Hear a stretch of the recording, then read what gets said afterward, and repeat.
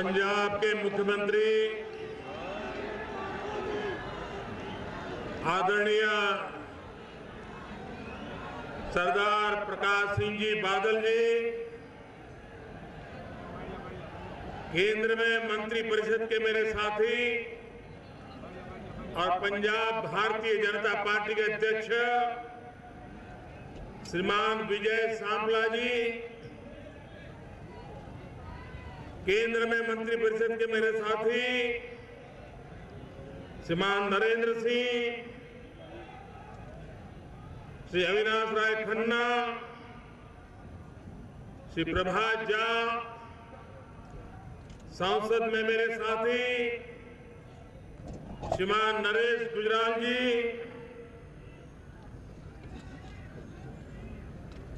Jalandhar central के भाजपा के उम्मीदवार हमारे वरिष्ठ साथी श्री मनोरंजन कालिया जी,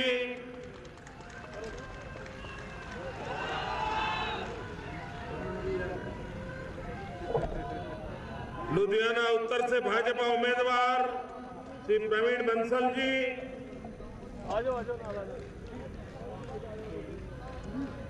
जालंधर कैंट से अकाली दल के उम्मीदवार श्री सरबजीत सिंह मक्कड़,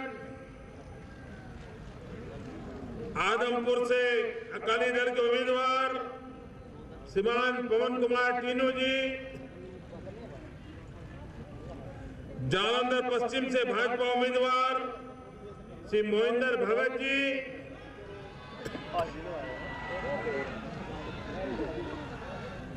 दसिया से भाजपा उम्मीदवार श्रीमती सुखजीत कौर शाही,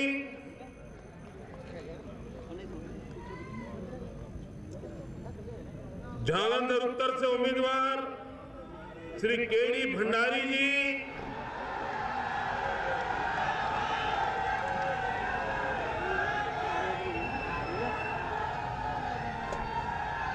फगवाड़ा के उम्मीदवार श्री सोम प्रकाश जी,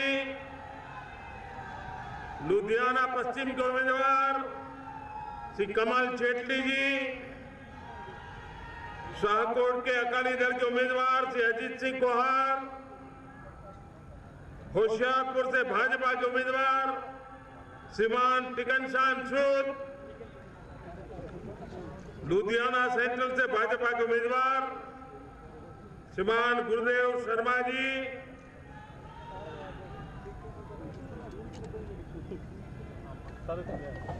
मंच पर विराजमान सभी वरिष्ठ महानुभाव,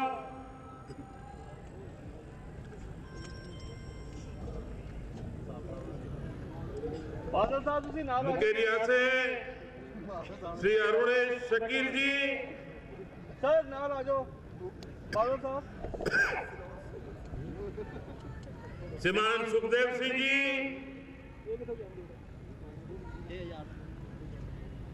मेरे साथ सब पूरी ताकत से बोलेंगे भारत माता की, भारत माता की, भारत माता की।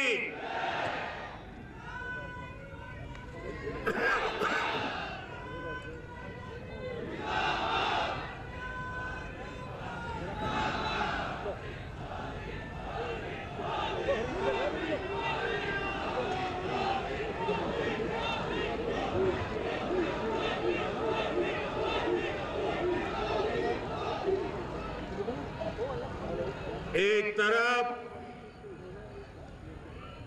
बसंत पंचमी के रंग से रंगने की तैयारियां चल रही हैं और दूसरी तरफ पंजाब के भाग्य को एक नई ऊर्जा देना, एक नई ताकत देना और उसके लिए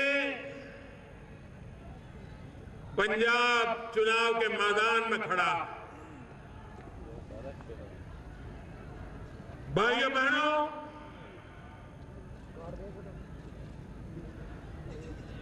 ये पंजाब की धरती वीरों की धरती है, शूरवीरों की धरती है, ये गुरुओं की धरती है, ये संतों की धरती है, ये त्याग और बलिदान की धरती है। यहां का किसान पसीना बहा करके देश का पेट भरता है और यहां का जवान अपना खून बहा करके मां भारती की रक्षा करता है।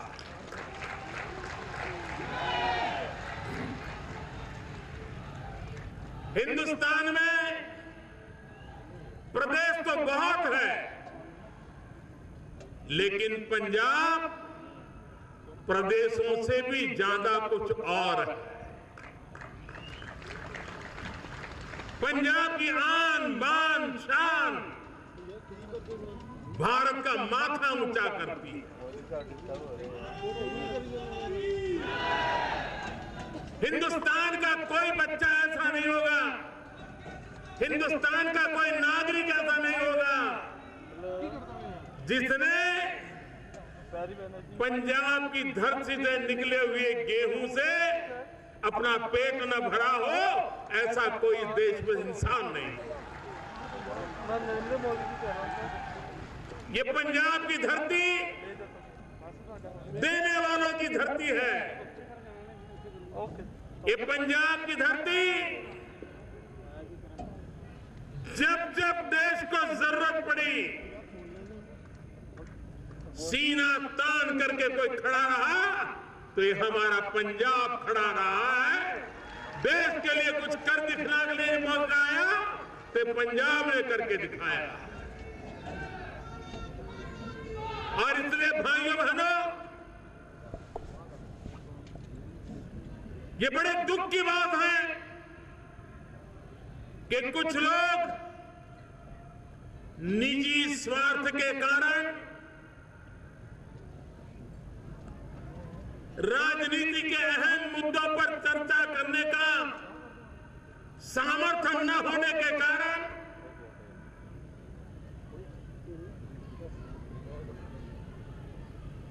किसी न किसी कारणवश इस चुनाव में पंजाब की आन बान शान पर दाग लगाने की कोशिश कर रहे हैं। पूरे पंजाब को भला बुरा कहने पर तुले हुए हैं। और पीड़ा तो तब होती है कि जिस देश की सेना पंजाब के वीरों के कारण,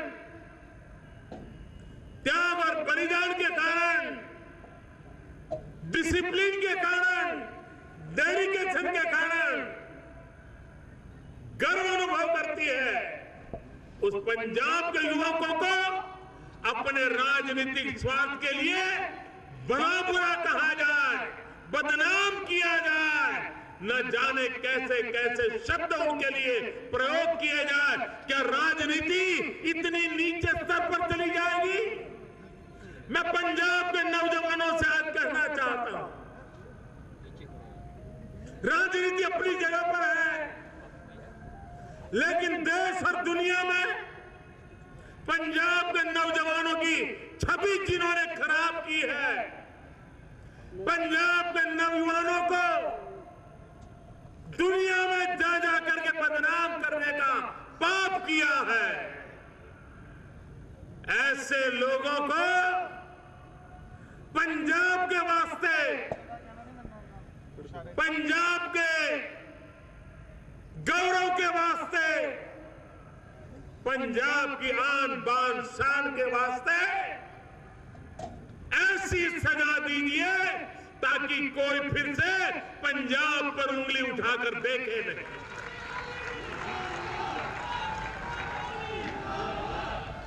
भाइयों बहनों, हिंदुस्तान ने आतंकवाद का दौर भी देखा है,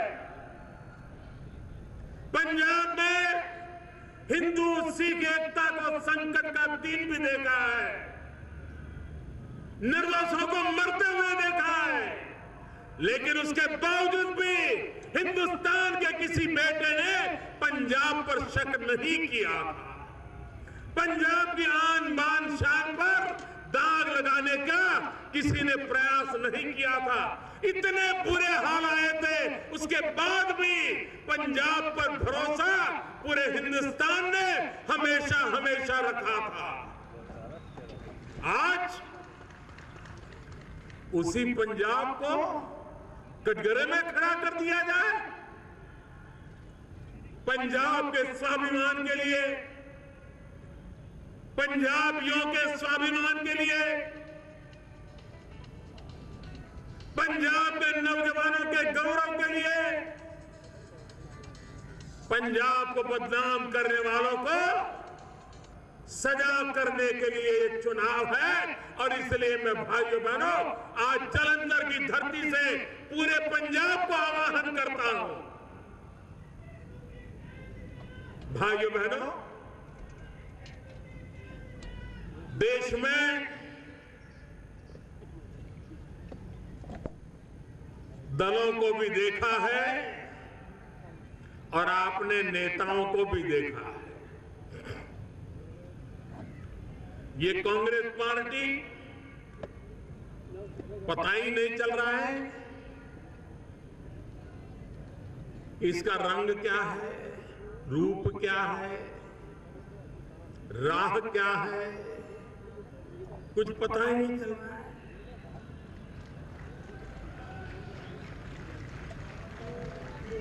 पानी रे पानी, तेरा रंग कैसा। आप देखिए, वो सत्ता के बिना ऐसे छटपटा रहे हैं जैसे पानी के बिन मछली छटपटा रही हो।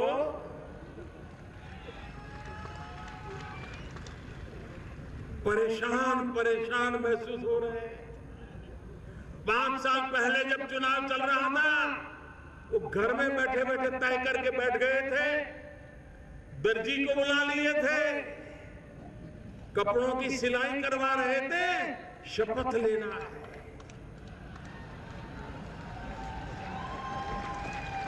और पूरे पंजाब में ऐसा माहौल बना दिया था कि बस अब तो बादल साहब गए।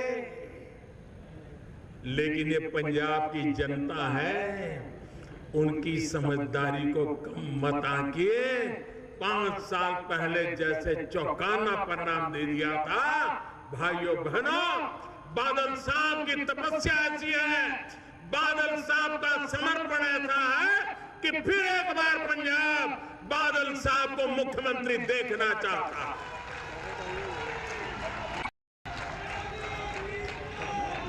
और मुझे विश्वास है कि पंजाब की जनता ऐसे वरिष्ठ नेता बादल साहब का मार्गदर्शन में और नई ऊंचाइयों का संकल्प करेगा, ये मेरा पूरा विश्वास है। भाइयों बहनों, ये कांग्रेस पार्टी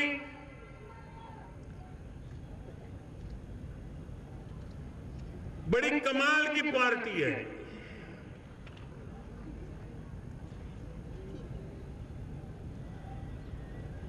वो बंगाल में चुनाव लड़ने गए,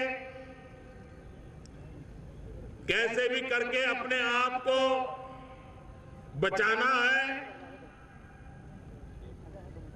पार्टी बच जाए, इज्जत बच जाए। बंगाल में गए, कम्युनिस्ट पार्टी से समझौता कर दिया। जिस कम्युनिस्ट पार्टी के साथ कांग्रेस को 50 साल से लगातार राजनीतिक लड़ाई चलती रही, लेकिन सत्ता भूख ऐसी थी कि वहां जाकर के बैठ गए उनके साथ। और उन्होंने जो टुकड़ा फेंका, ठीक है भाई इतना सही, हमें संभाल लो, बचाओ, हमें बचाओ। अभी उत्तर प्रदेश में आपने देखा होगा, उनकी पार्टी महीनों तक गांव-गांव रथ लेकर के चलती रही, यात्रा निकाली और समाजवादी पार्टी को जितना कोसा जा सकते कोसा, समाजवादी पार्टी की सरकार के खिलाफ जितना बोल सकते हैं बोला, भीड़ को उत्तेजित करने के लिए जिस भाषा का प्रयोग करना पड़े किया, लेकिन उन्होंने देखा कि जनता तो स्वीकार नहीं कर रही है, ये परिवार में फूट पड़ गई है, बीच में अगर घुस सकते हैं तो घुस जाओ, वो उन्होंने अपनी मुंडी वहां मार ली। कोई उसूल नहीं, कोई नियम नहीं। भाइयों बहनों, सिर्फ सत्ता के लिए कांग्रेस पार्टी खुद को बचाने के लिए आज चुनाव के अंदर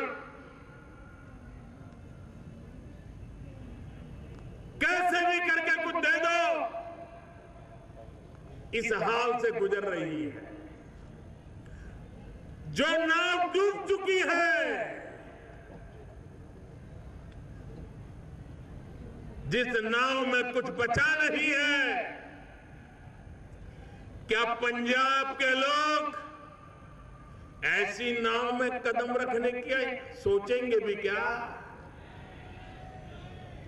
क्या ऐसी डूबने वाली नाव पंजाब को पार करा सकती है क्या? और इसलिए भाइयों बहनों, ये कांग्रेस एक इतिहास है, कांग्रेस एक बीती हुई बात है। कांग्रेस वो आखिरी सांस पे अपना गुजारा करने वाला दल है, उससे कुछ होने वाला नहीं। राजनीतिक जीवन में उसूल होते हैं। ये बादल साहब जब पहली बार मुख्यमंत्री बने तो हिंदुस्तान में इस बात की चर्चा थी कि सबसे छोटी आयु के मुख्यमंत्री, उनके विषय में बार बार कहा जाता था कि सबसे छोटी आयु के मुख्यमंत्री, और तब से लेकर के अब तक तपस्या करते करते सबसे वरिष्ठ मुख्यमंत्री, ये भी हिंदुस्तान में उनको कहा जाता है।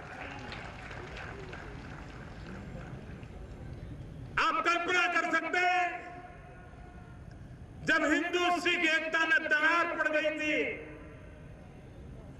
और उसको चौड़ी करने के लिए राजनीति चल रही थी, तब हिम्मत करके हिंदू सिख एकता ये मेरी प्राथमिकता है, उस मुद्दे को लेकर के सार्वजनिक जीवन में जीने का प्रयास बादल साहब ने किया। हिंदू सिख एकता ये उनका प्राथमिक उसूल रहा, और आज पंजाब बचा है, आज पंजाब आगे बढ़ रहा है, तो हिंदू सिख एकता के भरपूर बादल साहब के प्रयासों का परिणाम है। ये पंजाब कभी भूल नहीं सकता। भाइयों बहनों, ढेर सारे लोग मिलेंगे, दल बदलना ये उनका मानो हर चुनावी उत्सव होता है। जहां पर कुछ रोशनी नजर आए तो भाग करके जाना,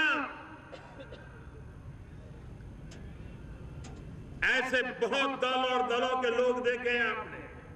कांग्रेस पार्टी तो पूरी की पूरी बंगाल में कम्युनिस्टों के पास भागो, उत्तर प्रदेश में सपा के पास भागो। ये बादल साहब देखिए, इतने सालों का सार्वजनिक जीवन, न दल बदला न दिल बदला, अपने आप को पंजाब को समर्पित करके रखा। और इसलिए भाइयों बहनों, सार्वजनिक जीवन में ऐसी अड़गता बहुत कम मिलती है जो बादल साहब ने दिखाई है। और जब मैं मुख्यमंत्री था तब भी, जब मैं पंजाब में पार्टी के प्रभारी के रूप में जब यहां रहता था, बादल साहब की उंगली पकड़ करके चलता था। और आज मैं प्रधानमंत्री बना हूं तब भी मेरी और बादल साहब की कोई मुलाकात ऐसी नहीं हुई है, कोई ऐसा अवसर नहीं आया है जिसमें बादल साहब ने किसानों के मुद्दों की मेरे से चर्चा न की। यानी उनके जहन में, उनके दिल दिमाग में किसान किसान किसान, गांव गरीब, उसका विकास, ये बातें दिन रात उनके दिल में रहती है और उसके लिए कुछ कर गुजरने का इरादा रहता है। भाइयों बहनों, पंजाब, यहां के किसान को अगर पानी मिल जाए तो मिट्टी में से सोना पैदा करके दिखाने वाला मेरा किसान है यहाँ। और किसानों के विकास को लेकर के दिल्ली में सरकार जो बैठी है, अभी अभी आपने देखा होगा, ये नोटबंदी के बाद हमने निर्णय किया किसानों के कर्ज में जो ब्याज है, सैकड़ों करोड़ रुपयों का बोझ दिल्ली में भारतीय जनता पार्टी की एनडीए की सरकार उठाएगी और किसानों का ब्याज माफ कर दिया जाएगा। हमने बीमा पॉलिसी लाई। आज हिंदुस्तान का किसान पहली बार कृषि बीमा का लाभार्थी हुआ है। कोई भी संकट आ जाए, ओले गिर जाए, बारिश आ जाए, बारिश न आ जाए, कीड़े पड़ जाए, अगर किसान की फसल को नुकसान होता है तो भारत सरकार ने बीमे की ऐसी योजना बनाई कि किसान को उसका मुआवजा मिल जाए और मेरे किसान को कोई तकलीफ ना हो। भाइयों बहनों, हमारे देश में यूरिया, हम सब जानते हैं, जब यूरिया की जरूरत होती है किसान को काले बाजारी से लेना पड़ता था। यूरिया के लिए कतार लगानी पड़ती थी और राज्य सरकार, भारत सरकार एक दूसरे को आरोप प्रत्यारोप करते रहते थे। दिल्ली में बैठे हुए लोग कहते थे हमने तो यूरिया भेज दिया, राज्य वाले कहते थे यूरिया मिला नहीं, यही झगड़े चल रहे थे। भाइयों बहनों, आज मैं बड़े संतोष के साथ कहता हूं कि पिछले 2 साल से हिंदुस्तान में यूरिया के लिए कहीं किसानों को कतार में नहीं खड़ा रहना पड़ा, यूरिया के लिए कहीं लाठीचार्ज की नौबत नहीं आई, यूरिया के लिए हिंदुस्तान के किसान को कहीं पर काले बाजारी से खरीदने की नौबत नहीं आई। ये कैसे हुआ?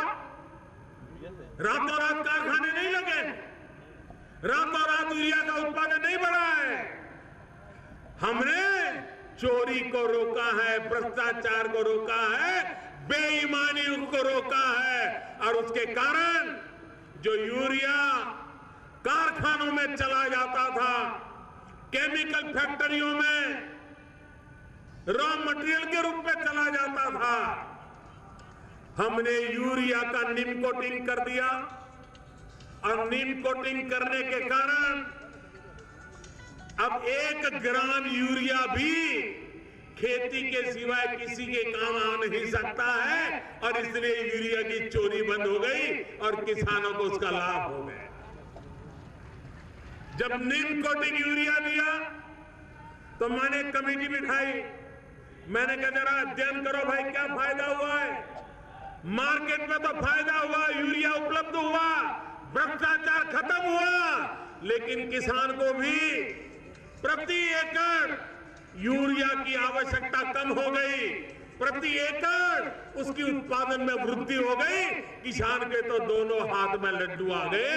ये काम करना, ये दिल्ली में बैठने के बाद 2 साल के भीतर भीतर हमने करके दिखाया।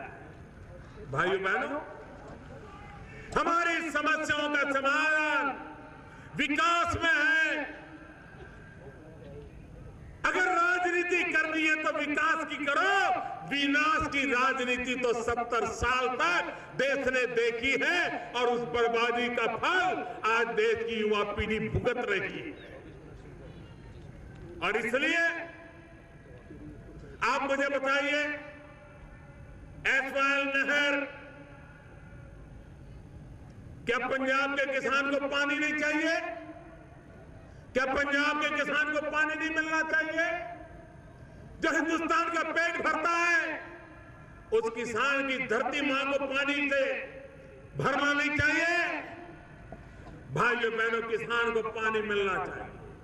और इसलिए हमने एक बहुत बड़ा हिम्मत से फैसला किया है कि सिंधु नदी का पानी, जिस पर हमारा हक है, जो पानी पाकिस्तान में चला जाता है, हिंदुस्तान के हक का पानी हम लाएंगे और पंजाब की धरती को वो पानी देंगे। भाइयों बहनों, हम उस प्रकार से काम करने वाले लोग हैं जिसके दिल दिमाग में विकास भरा पड़ा है, हिंदुस्तान की भावी पीढ़ी का भाग्य बदलने का फैसला। भाइयों बहनों, अभी बादल साहब बता रहे थे, जब सर्जिकल स्ट्राइक हुई उसके कुछ दिन बाद मुझे लुधियाना आने का अवसर मिला और मैं देख रहा था पंजाब का हर परिवार अपने आप में विजय का एहसास कर रहा था, गर्व कर रहा था, क्योंकि पंजाब वीरों की धरती है। और जब हिंदुस्तान की सेना ने पराक्रम किया, उसकी सबसे ज्यादा खुशी अगर कहीं नजर आती थी तो पंजाब के हर परिवार में नजर आती थी, निवृत्त सेनानियों में नजर आती थी। पंजाब में कोई गांव ऐसा नहीं होगा जहां पर सेवानिवृत्त फौजी न रहते हो। मैं मेरे फौज के भाइयों से कहना चाहता, क्या आप नहीं चाहते थे कि देश के दुश्मनों को उन्हीं की भाषा में जवाब दिया जाए? कब तक हमारे सेना के जवान मरते रहेंगे? कब तक हमारे जवानों को शहीद करते जाएंगे? और तब जाकर के भारत की सेना भी पराक्रमी है। भारत की सेना किसी से कुछ लेना नहीं चाहती, लेकिन अपने लिए रक्षा करने के लिए सारे मार्ग उसको मंजूर होते हैं। और सफलतापूर्वक सर्जिकल स्ट्राइक की हमारे पराक्रमी जवानों ने। भाइयों बहनों, फौज के निवृत्त लोग 40 साल से वन रैंक वन पेंशन, उसके लिए लड़ाई लड़ रहे थे कि नहीं लड़ रहे थे, मांग कर रहे थे कि नहीं कर रहे थे। हर चुनाव में आकर के ये कांग्रेस के नेता झूठी बयानबाजी, झूठे वादे करके गए थे कि नहीं गए थे। सेवानिवृत्त जवानों की मीटिंग किया करके बड़ी बड़ी बातें बता के गए थे कि नहीं गए थे। भाइयों बहनों, ऐसी कैसी पार्टी कि देश के लिए मरने जीने वाले लोगों के सामने भी सच बोलने की हिम्मत नहीं रखती थी, आंख में आंख मिला करके बात नहीं कर पाती थी, झूठे वादे करती थी और 40 साल तक वन रैंक वन पेंशन को लटकाए रखा था। ये दिल्ली में हमारी सरकार आई, देश के सेना के लिए हमें गर्व है, फौजियों के लिए गर्व है, और इसलिए हमने वन रैंक वन पेंशन का मसला सुलझा दिया। और जब वन रैंक वन पेंशन की बातें लोग करते थे, शुरू में लोग मुझे बताते थे सब 500 करोड़ में हो जाएगा, कोई कहता नहीं सब 1000 करोड़ में हो जाएगा, कोई कहता था 1200 करोड़ में हो जाएगा। जब हम बराबर हिसाब लगाने बैठे तो मामला 10,000 करोड़ से भी ज्यादा हो गया। अब एक मुश्त 10,000 करोड़ रुपया निकालना किसी भी सरकार के लिए मुश्किल होगा। मैंने सेना के जवानों को बुलाया, फौजियों से बात की। मैंने कहा भाई, मैंने वादा किया है, मुझे वादा पूरा करना है, लेकिन आपकी मदद चाहिए। आगे फौजी लोग हैं, देश के लिए अगर उनसे कुछ कहो वो कभी झिझकते नहीं है। उन्होंने कहा मोदी जी बताइए हम क्या करें।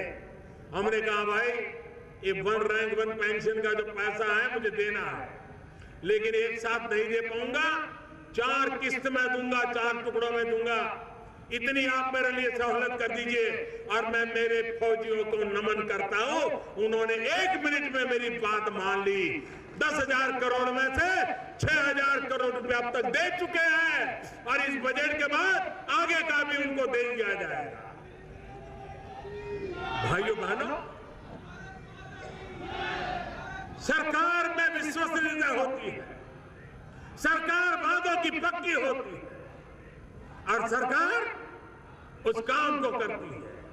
भाइयों बहनों, पंजाब को विकास की नई ऊंचाइयों पर आज भी हम ले जा सकते हैं। जो लोग रुकावट डालना चाहते हैं, रोड़े अटकाना चाहते हैं, उनसे बचने की जरूरत है। और इसलिए भाइयों बहनों, मैं आज पंजाब की धरती पर आया हूं, आप सबके बीच आया हूं। बजट का सत्र है, बजट की तैयारियां चल रही है, उसके कारण जितना समय दे सकता हूं उतना दे नहीं पा रहा हूं, लेकिन मैंने समय निकाल करके आपके बीच आया हूं। परसों भी एक बार आने का प्रयास करने वाला हूं, लेकिन मुझे विश्वास है कि पंजाब इस बार एक नया इतिहास करेगा। पहले कहा जाता था कि पंजाब की आदत ऐसी है कि हर चुनाव में सरकार बदलते रहना, लेकिन पंजाब ने पिछली बार उस सारी मान्यताओं को तोड़ करके रख दिया था। अब पंजाब तीसरी बार सरकार बना करके, बादल साहब को मुख्यमंत्री बना करके एक नया इतिहास अंकित करेगा, ये मेरा पूरा विश्वास है। भाइयों बहनों, हम भ्रष्टाचार के खिलाफ लड़ाई लड़ रहे हैं। कुछ लोग बहुत परेशान हैं क्योंकि कुछ लोगों की 70-70 साल की कमाई डूब रही है।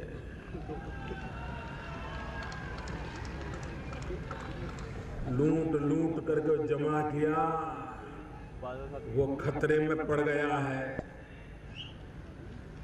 अभी तक वो पचा नहीं पा रहे। मौके मिलते ही मुझ पे हमला बोलते हैं, लेकिन ये राजनेता समझ ले, राजनीतिक जीवन में भी भ्रष्टाचार को खत्म करने का बेड़ा मैंने उठाया है।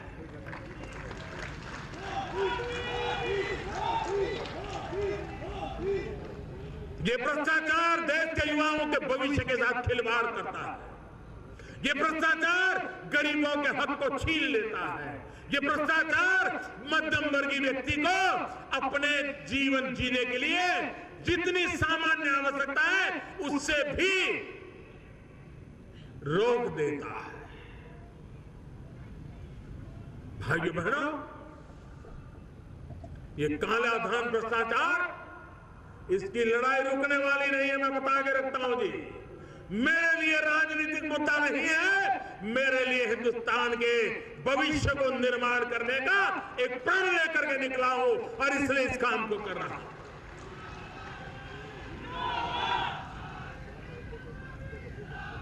हर दिन खबर आती है, इतने पकड़े गए। एक जमाना था, जरा 2014 के अखबार निकाल दीजिए, यूपीए की सरकार थी, 2012, 13, 14 मई तक के अखबार निकाल दीजिए। अखबार की हेडलाइन क्या रहती थी? कितना गया,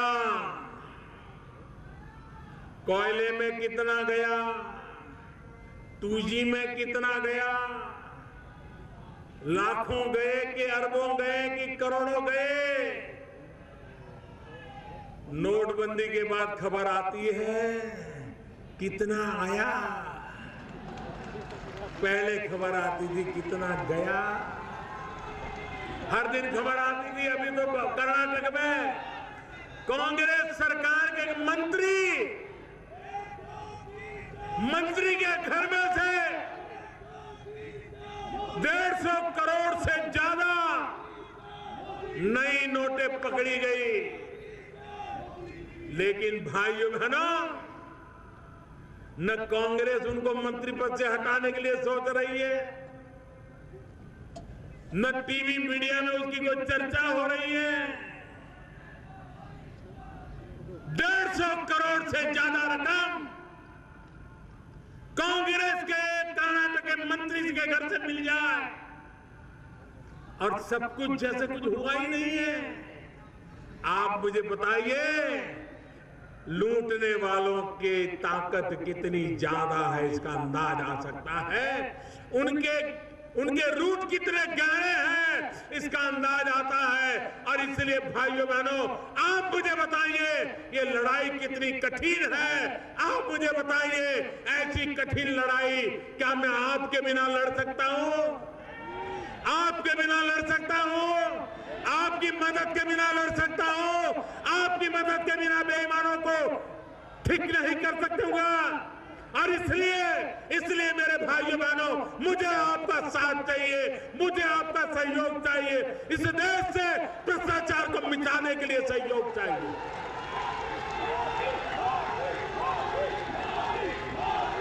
एक ऐसी सरकार आई है दिल्ली में जो दम रखती है, ऐसी बड़ी बड़ी ताकतों से लड़ने का दम रखती है। पिछले 3 महीने क्या क्या जुल्म हुए हैं मुझ पर, इसलिए कि मैं भ्रष्टाचार के खिलाफ लड़ाई लड़ रहा हूं। लेकिन जुल्म करने वाले समझ लें, ये मोदी है, जुल्म के सामने झुकता नहीं है।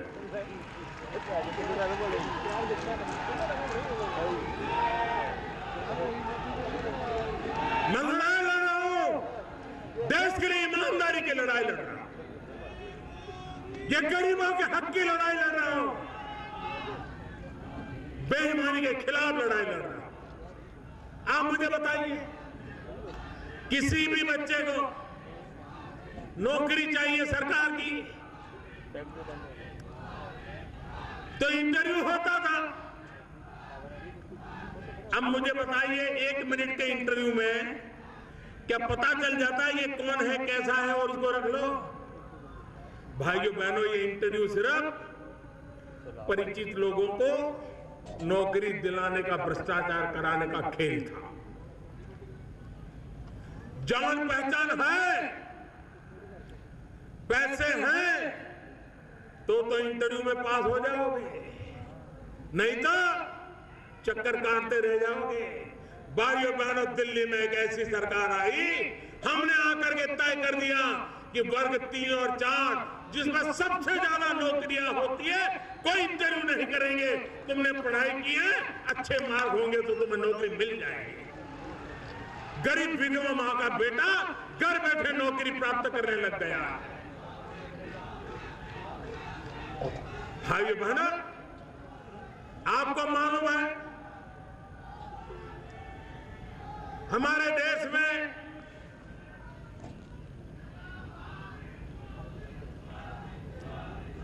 गैस का कनेक्शन, गैस का सिलेंडर लेना हो, सगड़ी लेनी हो,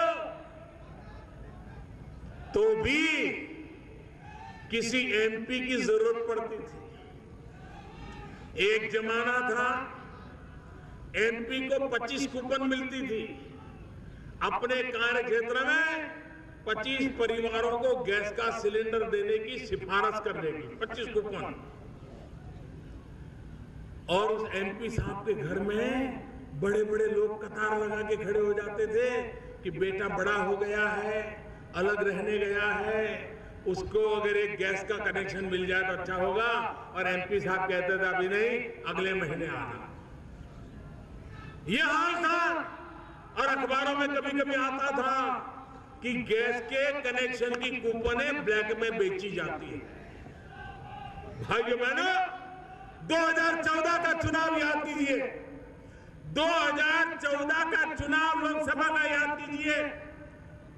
हिंदुस्तान की कांग्रेस पार्टी किस मुद्दे पर चुनाव लड़ रही थी? हिंदुस्तान की कांग्रेस पार्टी बड़ा अधिवेशन किया और अधिवेशन में घोषणा की कि 9 सिलेंडर नहीं, हम साल भर में 12 सिलेंडर देंगे।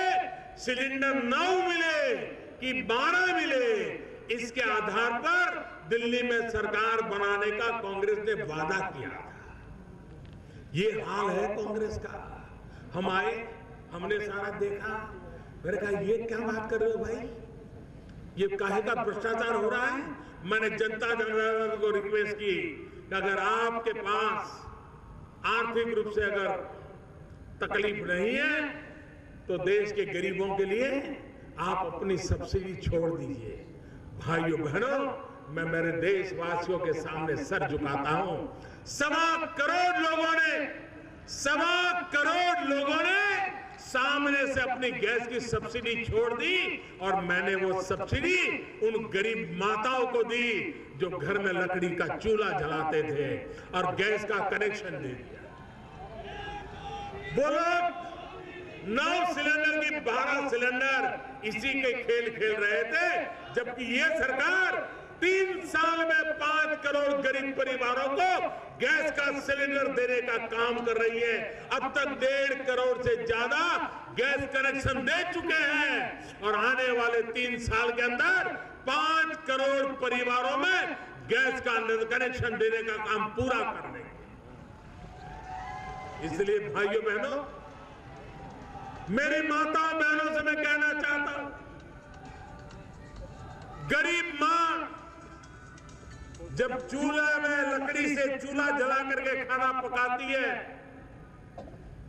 एक दिन में उस गरीब मां के शरीर में 400 सिगारेट का धुआं जाता है। 400 सिगारेट का। आप मुझे बताइए क्या गुनाह है उस गरीब मां का? बच्चों का पेट भरने के लिए लकड़ी का चूल्हा जलाना पड़ रहा है और खुद को हर दिन 400 सिगरेट जितना धुआं अपने शरीर में लेना पड़ता है। क्या ये मां तंदुरुस्त रह सकती है? क्या वो मां घर में बच्चों को, तंदुरुस्त बच्चों को जन्म दे सकती है? भाइयों बहनों, इन गरीब माताओं की मदद कौन करेगा? और इसलिए हमारी सरकार ने निर्णय किया कि हम इन गरीब परिवारों को ढूंढ करके 5 करोड़ परिवारों को गैस का सिलेंडर दे करके लकड़ी के चूल्हे से मुक्ति दिलाएंगे। हर दिन के 400 सिगरेट के धुएं से उसे मुक्ति दिलाने के ये गरीबों के लिए काम करने वाली सरकार। आजादी के 70 साल हो गए। भाइयों बहनों, क्या मेरे गरीब को रहने का घर होना चाहिए कि नहीं होना चाहिए? गरीब को अपना घर होना चाहिए कि नहीं होना चाहिए? भाइयों बहनों, मैंने सपना संजोया है 2022 जब हिंदुस्तान की आजादी के 75 साल होंगे, हम हिंदुस्तान के हर गरीब को उसका अपना मकान हो, उस काम को पूरा करने के लिए चल रहे हैं। मैं आपकी मदद चाहता हूं इन कामों के लिए। मैं आपकी मदद चाहता हूं विकास करने के लिए। मैं आपकी मदद चाहता हूं नौजवानों का भाग्य बदलने के लिए। मैं आपकी मदद चाहता हूं माताओं बहनों को सम्मान देने के लिए। मैं आपकी मदद चाहता हूं हमारे पंजाब के किसान को और खुशहाल करने के लिए। और मुझे विश्वास है कि आप भारतीय जनता पार्टी अकाली दल का गठबंधन, कमल निशान और तिकड़ी निशान, इसका भरपूर समर्थन करके, भारी मतदान करके, गुमराह करने वालों से पंजाब को बचा करके बादल साहब के नेतृत्व में फिर एक बार सरकार बनाएंगे। इसी एक आप अपेक्षा के साथ मेरे साथ बोलिए, भारत माता की, पूरी ताकत से बोलिए, भारत माता की, भारत माता की। बहुत बहुत धन्यवाद।